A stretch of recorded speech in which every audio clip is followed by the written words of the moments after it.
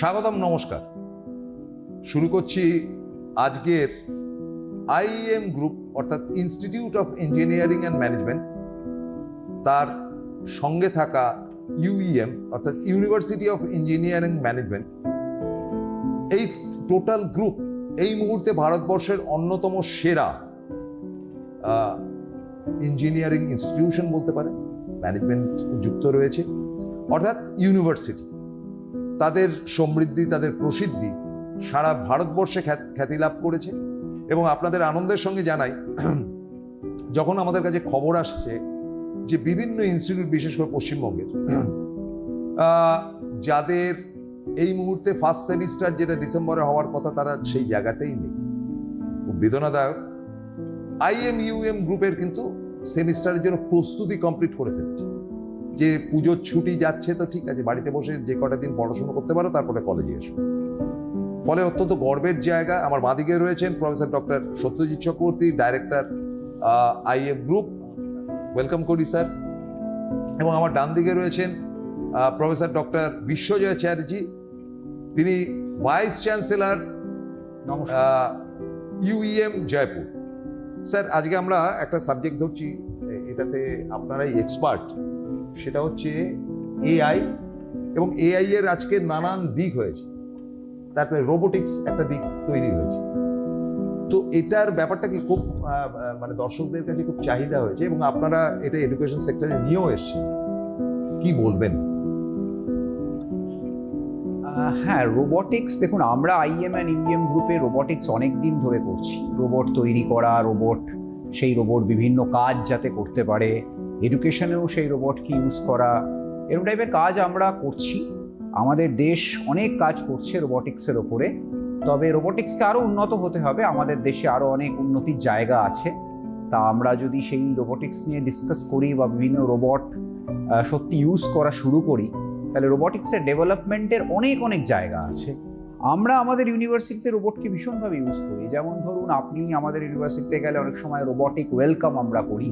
অনেক সময় ধরুন কোনো গেস্ট এলো, তাকে একজন রোবট পুরো ওয়েলকাম করলো, হ্যান্ডশেক করলো, বা hello mister this and this, যিনি এলেন তাকে বললো। এই টাইপের কাজে আমরা অনেক সময় ইউজ করি। অনেক সময় রোবট ইউজ হতে পারে আমাদের ধরুন ট্র্যাকিং অ্যান্ড শোয়িং, মানে ধরুন কেউ জিজ্ঞেস করলো এসে রোবটকে যে আমি এই পার্টিকুলার ক্লাসে, এবার যেমন আমরা ইউজ করেছিলাম যে ধরুন যখন নতুন স্টুডেন্টরা এলো, জয়েন করলো, আমাদের তো শুরু হয়ে গেছে সেই মানে জুলাই মাসের একদম শুরুতে আমাদের ক্লাস শুরু হয়ে গেছে। তা তখন স্টুডেন্টরা যখন এলো, নতুন স্টুডেন্টদের জন্য আমরা একটা রোবট বসিয়ে রেখেছিলাম। নতুন স্টুডেন্টরা গিয়ে ওকে জিজ্ঞেস করছিল যে আমার এই নাম, তা আমার কোন ক্লাসে আমি যাব। তা রোবট ওকে গাইড করছিল যে তুমি ফার্স্ট ফ্লোরে এই ক্লাসে চলে যাও। এই টাইপের কাজে আমরা রোবটকে ইউজ করছিলাম। এটা আমাদের ইউসেজ। এছাড়া রোবটকে আমরা এডুকেশনে বিভিন্ন রকম ইউজ করতে পারি। দেখুন, একটা জায়গা বারবার প্রশ্ন ওঠে যে রোবট কি পড়াবে, মানে রোবট কি ক্লাসে গিয়ে টিচিং করতে পারে?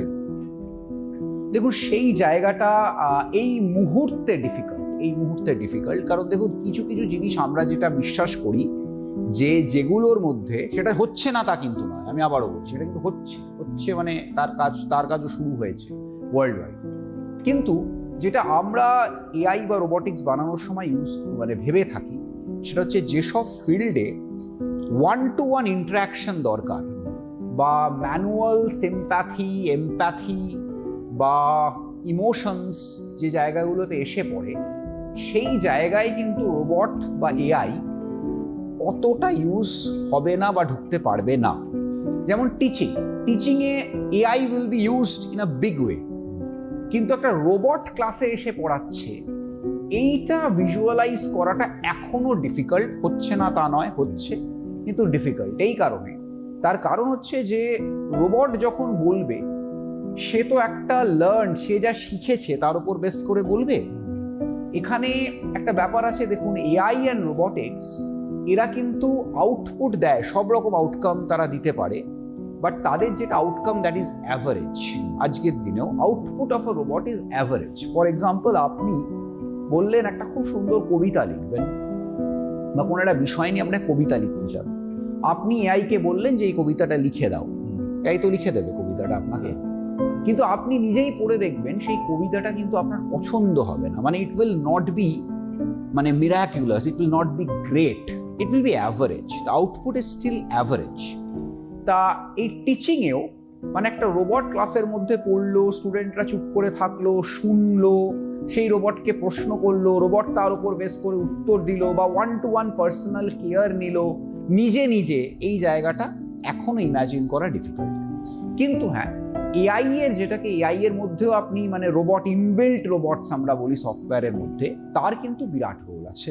মানে মানুষ এআই কে ইউজ করলো to personalise his or her teaching.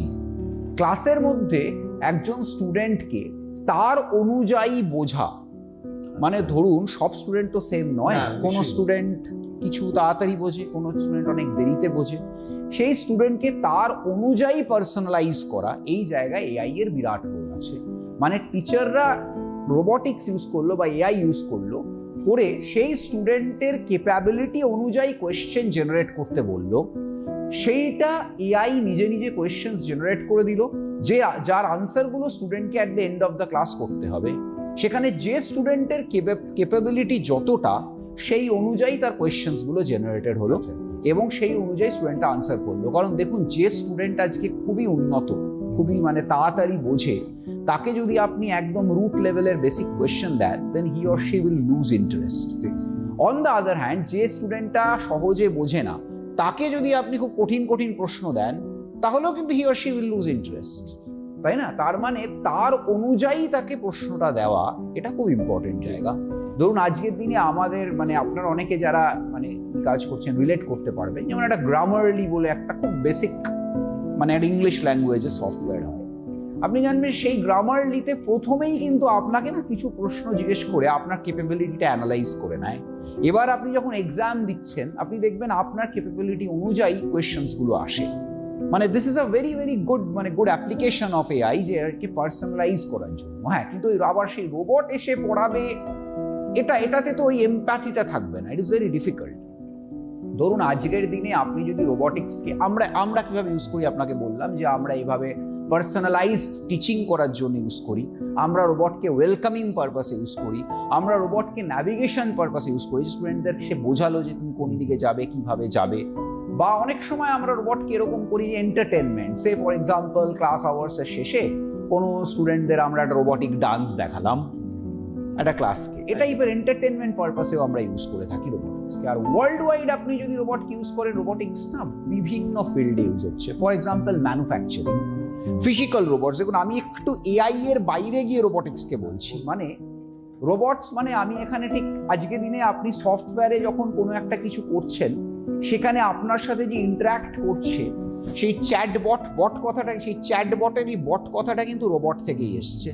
মানে আমি চ্যাটিং রোবটের মধ্যে যাচ্ছি না, মানে সফটওয়্যারের মধ্যে যে রোবট এমবেডেড, আমি সেই রোবোটিক্সকে বলছি না, আমি একটু ফিজিক্যাল রোবটসের দিকে যাচ্ছি। ফিজিক্যাল রোবটস কোথায় কোথায় ইউজ হয়, কারণ হচ্ছে যে সফটওয়্যারের মধ্যে রোবটস নিয়ে এর আগেও আমি অনেক ডিসকাশন করেছি, তাই আমি একটু ফিজিক্যাল রোবটসে বলছি। ফিজিক্যাল রোবটস কোথায় ইউজ হয়? ফিজিক্যাল রোবটস খুব বেশিভাবে ম্যানুফ্যাকচারিং ইউজ হয়। ফর এক্সাম্পল, আপনি একটা রিপিটেটিভ টাস্ক করছেন, যে কোনো একটা কন্টিনিউয়াস প্রোডাক্ট একটা ওয়েল্ডিং বা একটা লাইনের ওপরে কন্টিনিউয়াসলি ওয়েল্ডিং হচ্ছে, বা সে একটা অ্যাসেম্বলি লাইনের ওপরে কন্টিনিউয়াসলি ম্যানুফ্যাকচারিং হচ্ছে। সেখানে কিন্তু ফিজিক্যাল রোবটস কন্টিনিউয়াসলি ফটাফট ওটাকে তৈরি করে প্রডিউস করে যাচ্ছে। ওটা তো হচ্ছে, এটা তো এই ভিডিও তো আপনি মানে প্রচুর দেখতে পারবেন ইউটিউবে আজকের দিনে। এটা তো ভীষণ মানে big use case of robotics. মানে পর রোবট, ধরুন একটা এরকম ভাবে রোবট আসছে, ছাপ মারছে, আবার রোবট আসছে, ছাপ মারছে, এবার একটা কাপ তৈরি হচ্ছে, সে পর ফটাফট কাপগুলোকে এরকম ভাবে বসাচ্ছে একটা রোবোটিক হ্যান্ড। মানে this is a very very common thing nowadays, এটা অনেক দিন ধরে চলছে। ফলে ম্যানুফ্যাকচারিং এ রোবোটিক্সের প্রচন্ড ইউজ আছে। ওয়েল্ডিং এ আমি বললাম ভীষণ ইউজ আছে। আমি ওয়েল্ডিং এর ব্যাপারে একটু জিজ্ঞেস করছি। হ্যাঁ, এগুলো তো আমাদের সময়ও যে মেশিন ইউজ হতো, টাক করে হচ্ছে, কিন্তু ওয়েল্ডিং এর ক্ষেত্রে ইউজ হচ্ছে তো রোবোটিক্স। ফিজিক্যাল রোবটস ওয়েল্ডিং করে দিচ্ছে তো, এবং সেটা ল্যাবেই তো আমাদের দেখতে পাবেন। আমাদের IMUM এর ল্যাবেই তো ওয়েল্ডিং রোবটস আছে, এবং স্টুডেন্টরা সেই ওয়েল্ডিং রোবট দিয়ে ওয়েল্ডিংও করছে।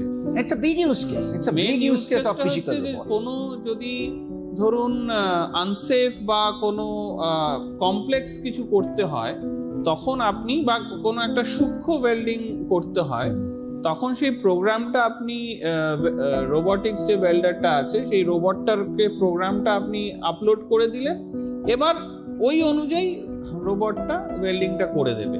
এটাও কিন্তু আমাদের যে ওয়ার্কশপ হয়, ছাত্রছাত্রীরা শেখে, সব ইঞ্জিনিয়ারিং স্টুডেন্টরা শেখে, এবং মেকানিক্যাল ইলেকট্রিক্যাল ইঞ্জিনিয়ারিং তো মানে অনেক দূর অব্দি ডেপথেও শেখে।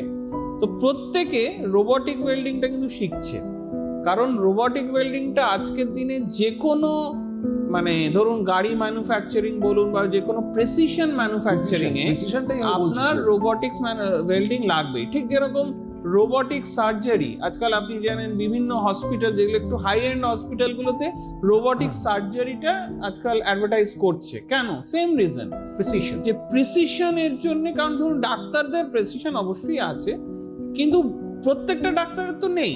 মানে এটাকে যদি স্ট্যান্ডার্ডাইজ করতে চান তাহলে কিন্তু একটু রোবোটিক্সের সাহায্য নিলে ডাক্তাররাও অনেক বেটার আউটপুট দিতে পারবে। সেরকম আমাদেরও মেডিকেল রোবটস আছে, আমাদেরও ওয়েল্ডিং রোবটস আছে, আমাদের বিভিন্ন রকমের, এবং রোবট তৈরি করাটা হচ্ছে আমাদের IMUM গ্রুপের মেন যে ফোকাসটা, যে AI এবং রোবটস, এবং দুটোকে মানে AI দ্বারা রোবটটা চালিত করা, এবং হার্ডওয়্যার রোবোটিক্স এবং সফটওয়্যার রোবোটিক্স। সফটওয়্যার রোবোটিক্সে AI দিয়ে মানে যেগুলো বিষয়ে স্যার বললেন যে বটস, সফট বটস, এটা আজকাল একটা ভেরি বিগ ইউজ কেস। মানে এগুলোকে যার জন্য আজকাল এজেন্টিক AI চলে এসেছে। Agentic AI is like your personal software robot.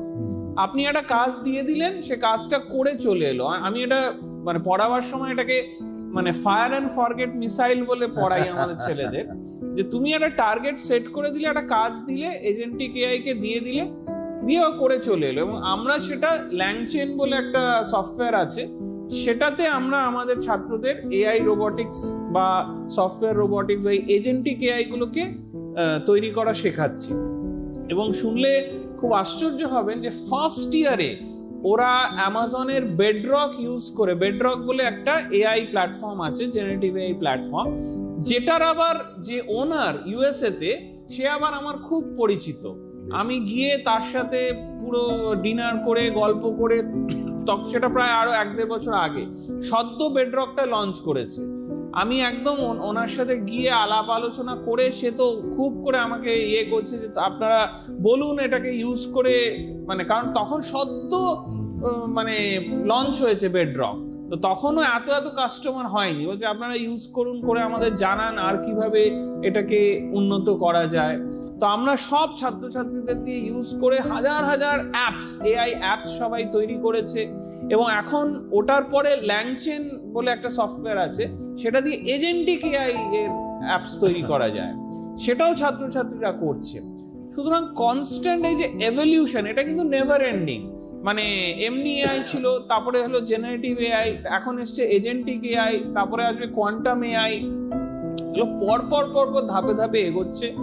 এবং আমরা কিন্তু ইন্ডিয়া স্তরে, আমি যেটা বলতে পারি যে ইন্ডিয়া স্তরে আমাদের যে রোবোটিক্স ক্যাপাবিলিটি আছে, সেটা কিন্তু আরো অনেক বেশি পেনিট্রেট হওয়া দরকার।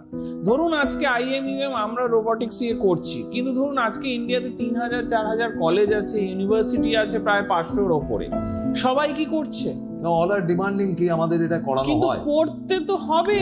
কারণ আজকের দিনে তো সব, ধরুন আজকে আমরা যখনই ফার্স্ট ইয়ার ঢুকলো, আমাদের রোবটসরা ফার্স্ট ইয়ারদের মানে robotic dog, humanoid robot first ইয়ারদের আমন্ত্রণ করলো, তাদের ওয়েলকাম করলো, তাদের কোয়ারি অ্যান্সার করছে। কিন্তু এই লেভেলে, গ্রাউন্ড লেভেলে রোবটস কি ইউজ হচ্ছে? সব জায়গায় হচ্ছে না। কিন্তু আপনি যদি আজকে চায়নায় যান, জার্মানিতে যান, সাউথ কোরিয়ায় যান, কিছু না সিঙ্গাপুরে যান, ওখানে কিন্তু আপনি দেখতে পাবেন রোবটসের ইউজটা। সিঙ্গাপুরে গিয়ে যেমনি রোবটস আপনাকে মানে লেবু চিপে একদম শরবত বানিয়ে দেবে আপনার সামনে, আমরাও যেমনি আমাদের এই ভেন্ডিং কিওস্কগুলো রেখেছি আমাদের IMUM এ, যাতে সব ছাত্ররা সারাক্ষণ রোবটসদের সাথে ইন্টারঅ্যাক্ট করে ওরা হ্যাবিচুয়েটেড হয়ে যায়। কারণ আমরা কিন্তু এইরকম পৃথিবীর দিকে এগোচ্ছি যেখানে কিন্তু বিভিন্ন কাজ হিউম্যান এবং এআই বা হিউম্যান এবং রোবটস মিলে করবে। আগে যেটা একদম আলাদা ছিল, যে আইদার পুরোপুরি রোবটস করতো কিছু মানে বেসিক কাজ, বা পুরোপুরি হিউম্যান করতো। এখন কিন্তু সেটা চলে যাচ্ছে। তারপরে আমাদের একটা এক্সোস্কেলিটন তৈরি হচ্ছে, যেটা হিউম্যানরা পড়ে ফ্যাক্টরিতে কাজ করলে অনেক বেশি এফিসিয়েন্সিতে কাজ করতে পারে। মানে এরকম একটা জ্যাকেটের মতো পরে নেবে একটা এক্সোস্কেলিটন, মানে ধরুন আপনি অনেক ওজনের জিনিস তুলে নিতে পারবেন। আপনার যে এমনি ক্ষমতা, ওটা আপনাকে 10 টাইমস মাল্টিপ্লাই করে দেবে আপনার। সেটা কি আমার জ্যাকেটটার জন্য প্রস্থেটিক আর্ম সঙ্গে থাকে, সাথে একটা ইয়ে থাকবে, সঙ্গে একটা প্রস্থেটিক আর্ম থাকে, ওটা আপনার আর্মের তলায় এরকম ভাবে জুড়ে গেল, তাতে আপনার ওজনটা বেড়ে, আপনি যে ফোর্সটা দেবেন ওই ফোর্সটাকে ওটা 10 টাইমস মাল্টিপ্লাই করে দেবে। তো তাতে কি হবে, আপনি অনেক কিছু আমার ফিলিংস এর মধ্যে না, আমি আসছিলাম প্রত্যেকটা পয়েন্টেই, মানে এক এক করে আসছিলাম। প্রথমে আমি ম্যানুফ্যাকচারিং এর সেক্টরে ছিলাম, বলতে পারে আমি ম্যানুফ্যাকচারিং সেক্টরে প্রথমে ছিলাম, যেখানে আপনাকে আমি ওয়েল্ডিং বললাম, ওয়েল্ডিং লাইন এবং অ্যাসেম্বলি লাইন বললাম। এবারে next use case, next application হচ্ছে রিটেল। আপনি আজকে খাবার অর্ডার করেন বা কোনো একটা গ্রসারি অর্ডার করেন কোনো একটা অ্যাপ দিয়ে, সেখানে আপনার কাছে লোক চলে আসে বাড়িতে ডেলিভার করতে। দেখুন আবার সেই মানে একটা জিনিস না develop, professor doctor Satyajit Chakraborty বলছিলেন যে লেবু চেপে জুস তৈরি করে দেবে। এটা চায়নায় আছে, সিঙ্গাপুরে আছে, সব জায়গায় আছে, ইন্ডিয়ায় কেন নেই? দেখুন এটাও তো বুঝতে হবে কেন নেই, আমরা কেন ইউজ করছি না। তার কারণ হচ্ছে আমাদের না ম্যান পাওয়ার শর্টেজ নেই, আমাদের উল্টো প্রবলেম। আমাদের প্রবলেম হচ্ছে ম্যান পাওয়ার প্রচুর, কাজ জেনারেট করা দরকার। সেই জন্য সেই ইউজ কেসটা সত্যি আমাদের দেশে আছে কিনা সেটা নিয়ে আমরা জানি না, কমেন্ট করতে পারি কিনা। না, আপনি কি এটা বলতে চাইছেন যে আমরা করতে পারি কিন্তু ম্যান পাওয়ারের দিকে তাকিয়ে আমি কোনো কমেন্ট, এটা নিয়ে আমি কোনো কমেন্ট এই কারণে করতে পারি না কারণ আমি এটা জানি না। সোজা না, আমি এটা নিয়ে বলতে পারি, আমাদের কিন্তু সেই ক্ষমতা অবশ্যই আছে, ডেফিনেটলি আছে, আমরা তৈরি করতে পারি, কিন্তু হয়তো করছি না বিকজ অফ সাম ইকোনমিক্স। সেটাই তো, হ্যাঁ, ম্যান পাওয়ার আমি বললাম, সেটাই বললাম যে ম্যান পাওয়ারের আমাদের তো উল্টো প্রবলেম। আমাদের প্রবলেমটা তো এটা নয় যে ম্যান পাওয়ার নেই, আমাদের ম্যান পাওয়ার প্রচুর আছে, কাজ জেনারেট করা দরকার। ফলে সেটা নিয়ে আমি কোনো কমেন্ট করতেই চাই না যে আমাদের সত্যি এটার প্রয়োজন আছে কি প্রয়োজন নেই, কিন্তু হ্যাঁ এটা করা যায়। এবারে আমি আসি লজিস্টিক্স। দেখুন লজিস্টিক্সের ব্যাপারটা, প্রথমে ম্যানুফ্যাকচারিং বললাম, নেক্সট হচ্ছে লজিস্টিক্সে আপনি খাবার অর্ডার করেন, ফট করে আপনার কাছে গ্রসারি অর্ডার করেন, ডেলিভার হয়ে যায়। আজকের দিনে ইন্ডিয়ায় a huge amount of work is generated through this method. আজকের দিনে ধরুন আপনি খুব সহজে সবজি বাজারে যান না, গিয়ে সবজি করেন না, সেটা যেমন একটা দিক। আরেকটা দিক হচ্ছে আপনি যখন অ্যাপে অর্ডারটা করেন তখন যে ছেলেগুলো ডেলিভার করতে আসে তাদেরও কিন্তু কর্মসংস্থান হয়েছে বিকজ অফ দ্যাট ডেলিভারি। যে দেশে প্রয়োজন আছে সে দেশ কিন্তু রোবট ইউজ করছে, বিরাটভাবে ইউজ করছে। লজিস্টিক্স নাম্বার 1, একটা পুরো ওয়্যার হাউসের মধ্যে আপনি যখন অর্ডারটা করছেন, ওয়্যার হাউসের মধ্যে খুঁজে বার করতে হবে আপনার এই অর্ডারটা কোন জায়গায় আছে। সেখান থেকে ওয়্যার হাউস থেকে জিনিসটা নিয়ে একটা ট্রেতে ভরতে হবে, ভরার পরে একজন ছেলেকে তাকে অ্যাসাইন করতে হবে যে তুমি এই অর্ডারটা নিয়ে ওই বাড়িতে যাবে, তারপর সে যাবে। এই ব্যাপারটা robots are doing in a big way in many other countries. কি করে না, রোবট ওয়্যার হাউসের মধ্যে খুব ইজি ট্র্যাকিং করে জিনিসটাকে বার করে নেবে যে হ্যাঁ এই জায়গায় এই জিনিসটা আছে, সেটাকে তাড়াতাড়ি ডেলিভারেবলের মধ্যে ঢুকিয়ে দেবে। এবারে রোবট নিজে নিজে ডেলিভার করে দেবে, এটাও কিন্তু তৈরি হচ্ছে, হেলিকপ্টার সিস্টেম হচ্ছে। কিন্তু আবার এটা এখনো এতটা ইউসেজ দেখা যাচ্ছে না। ইন্ডিয়ার অ্যাসপেক্টে বলছেন নাকি? না, আমি বিদেশের অ্যাসপেক্টে বলছি। এখন দেখুন আজকে আপনি লন্ডনে গেলেন, গিয়ে একটা খাবার অর্ডার করলেন, আপনার কাছে খাবারটা না খুব সহজে ডেলিভার করতে আসার লোক পাওয়া যায় না, ইট ইজ আ ডিফিকাল্টি, আমি আপনাকে বলছি। বা ইউএসএ তে গেলেন, ইটস নট সো ইজি। এখানে যেমন আপনি অনেক লোক পাবেন এটা করার জন্য, অনেক লোক এটা দিয়ে কর্মসংস্থান হচ্ছে, কাজে এখানে সেই রিকোয়ারমেন্টটা নেই, কিন্তু অন্যান্য দেশে আছে এবং সেটা হচ্ছে। ফলে লজিস্টিক্সে এটা ওয়্যার হাউসের মধ্যে থেকে খুঁজে বার করা এবং গ্র্যাজুয়ালি সেটাকে ডেলিভারি সিস্টেমে কনভার্ট করা, এটা হচ্ছে ওয়্যার হাউস থেকে বের করা তো কঠিন না, এটা খুঁজে বার করা তো রোবটের পক্ষে অনেক ইজি। আচ্ছা, নেক্সট আমি আসছি হচ্ছে হসপিটালিটি ইন্ডাস্ট্রি এবং কিছুটা হলেও ইন হেলথ কেয়ার অলসো। দেখুন হেলথ কেয়ারটা আগে বলি। হেলথ কেয়ারে আপনি কিভাবে ভাবতে পারেন, হেলথ কেয়ারে যেটা ভীষণভাবে ইউজ হচ্ছে বা শুরু হয়েছে বিভিন্ন দেশে ইউজ করা, to deliver medicine right medicine to the right patient at the right time. দেশের পেশেন্টকে সঠিক সময়ে সঠিক ওষুধটা পৌঁছে দেওয়া তার বেডে, এটা ভীষণভাবে রোবট করছে। হ্যাঁ, এটা কিন্তু হচ্ছে, অন্যান্য দেশে হচ্ছে। দেখুন আবার সেই আমাদের দেশের সাথে আমি এই মুহূর্তে কেন যাচ্ছি না, প্রফেসর সত্যি চক্রবর্তী বলেছেন যে চায়নায় হচ্ছে, সিঙ্গাপুরে হচ্ছে, আমাদের দেশে হচ্ছে না। আমি প্রথমেই কিন্তু এই ডিসক্লেমারটা দিলাম যে দেখুন আমাদের দেশে করার ক্ষমতা অনেক রয়েছে, শতগুণ রয়েছে। আমি বিশ্বাস করি সিঙ্গাপুরের চেয়ে অনেক বেশি রয়েছে ক্ষমতা, কিন্তু ইউজ কেসটা তৈরি হয়নি। এটা আমার মনে হয় প্রবলেম, যে আজ আমাদের দেশে তো রিকোয়ারমেন্ট এটা নয় যে ম্যান পাওয়ার নেই, অন্যান্য দেশে ম্যান পাওয়ার নেই, অত নার্স নেই, অত লোক নেই যে ওটা গিয়ে ডেলিভার করবে। আমাদের দেশে বেশি আছে, আমাদের দেশে অনেক বেশি। সেই কারণে এই জায়গাটা তৈরি করলেও একটা প্রবলেমের জায়গা তৈরি হবে না এই মুহূর্তে, যে তাহলে সেই লোকগুলো কি করবে। ফলে এটা আস্তে আস্তে আস্তে আস্তে হবে, পৃথিবীতে আস্তে আস্তে আস্তে হবে, এবং আমার ধারণা আমাদের দেশেও আসবে। তার আগে অন্যান্য বিভিন্ন কর্মসংস্থান হবে এবং তারপর এই জিনিসটা আস্তে আস্তে আসবে।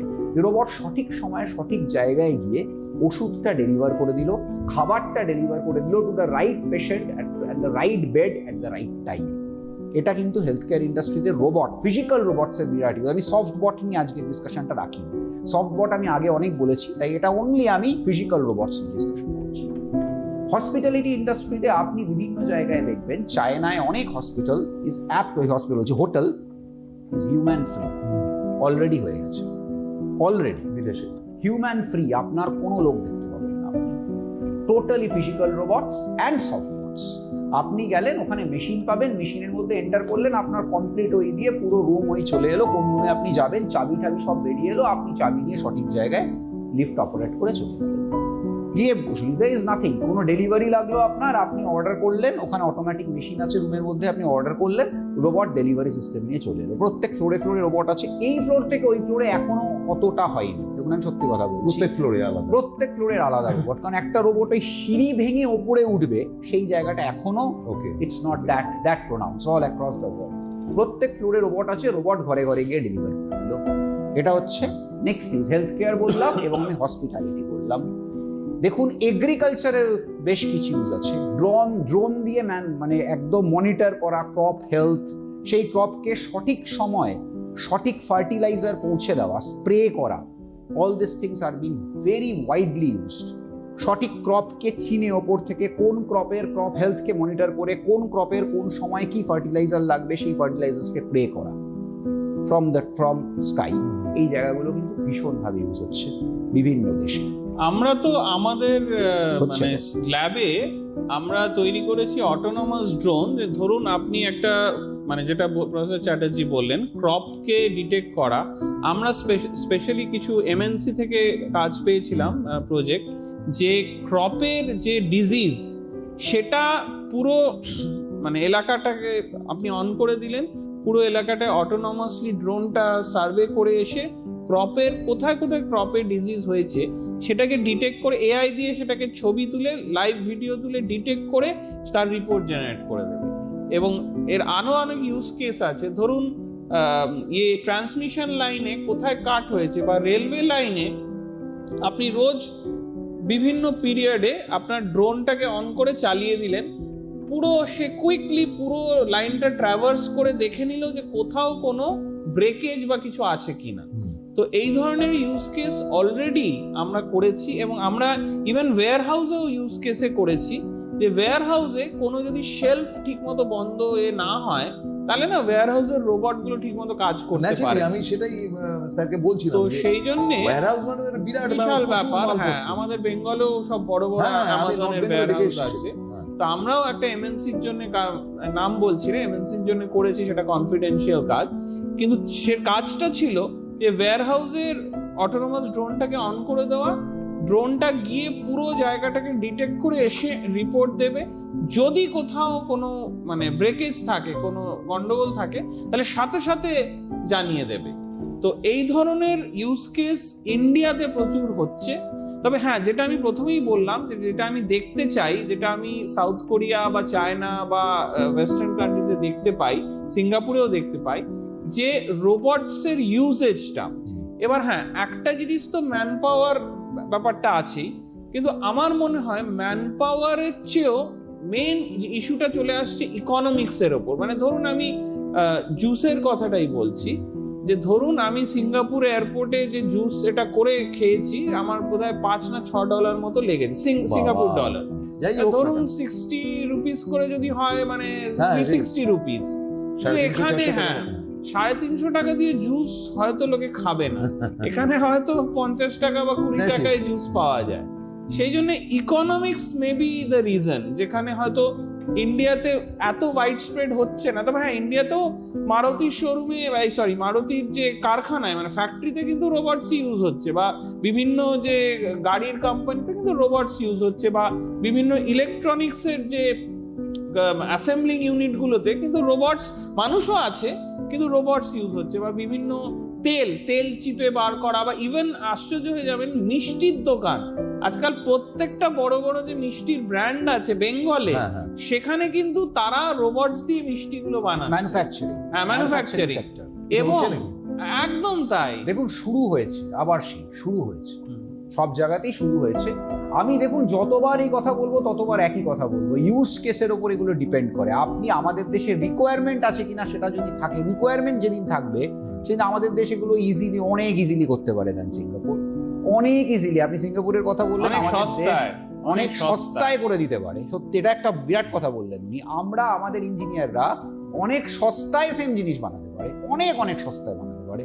কিন্তু হ্যাঁ, তার রিকোয়ারমেন্ট আছে কিনা। আমি একটু খুব তাড়াতাড়ি, সময় হয়ে গেছে, খুব তাড়াতাড়ি যে দুটো কেস আমি ছেড়ে গেছি। একটা হচ্ছে কনস্ট্রাকশনে রোবট ইউজ হওয়া শুরু হয়েছে। এক্সকাভেশন করা, অটোমেটেড ব্রিক লেইং করা, মানে নিজে ইটগুলোকে প্রপার পেতে দেবে, আর এক্সকাভেশন ভেঙে একদম সঠিক ওই করে দেবে, এটা একটা বিরাট ইউজ কেস। 3D প্রিন্টিং তো ভীষণভাবে, এর আগে আমি অনেক কথা বলেছি। আজ থেকে 10 বছর আগে আমি দুবাইয়ে দেখেছি যে একটা ফ্লোর পুরো হঠাৎ করে রাতারাতি এসে বসিয়ে দিল, 3D প্রিন্টার নিয়ে পুরো তৈরি করে এনে একটা বিল্ডিং এর ফ্লোর পুরো বসিয়ে দিল রোবট। 3D প্রিন্টিং ভীষণভাবে ইউজ হচ্ছে। So construction.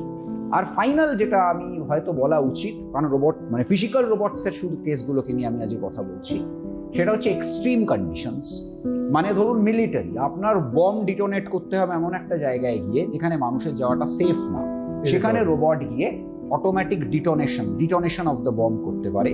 2 হচ্ছে আন্ডার ওয়াটার এক্সপ্লোরেশন, একদম নিচে গিয়ে আন্ডার ওয়াটার মাইনিং করা, এগুলোর জন্য রোবট ভীষণভাবে ইউজ হচ্ছে। ফলে এইসব এক্সট্রিম কন্ডিশন, স্পেসেও রোবোটিক্স ইউজ হচ্ছে। স্পেসে গিয়ে নিজে যে আজকের দিনে মানুষ ওখানে চলে যাবে সেটাও হচ্ছে না, স্পেসে আমরা জানি অলরেডি স্পেসে ইউজ হচ্ছে। ফলে these are the different places where physical robots are being used. আমি জানি না আমি কিছু মিস করলাম কিনা, আমি তাড়াতাড়ি আমি ধরে নেবো। তবে আপনাদেরকে বলি যে এই 2 পণ্ডিত ব্যক্তিত্বের যে অনুষ্ঠান, দিস আর অল পসিবল, তারা বলছেন যেটা, and possible with IEM UM group, এবং তারা সেই কাজটা করছে। কিন্তু বাণিজ্যিকভাবে কতটা তারা আজকের নতুন ভারতবর্ষকে সাহায্য করতে পারবে, এটাকে তুলে রাখছি পরের এপিসোডের জন্য। আজকের মতো বিদায় নিচ্ছি। Thank you very much sir. Thank you, good night, নমস্কার।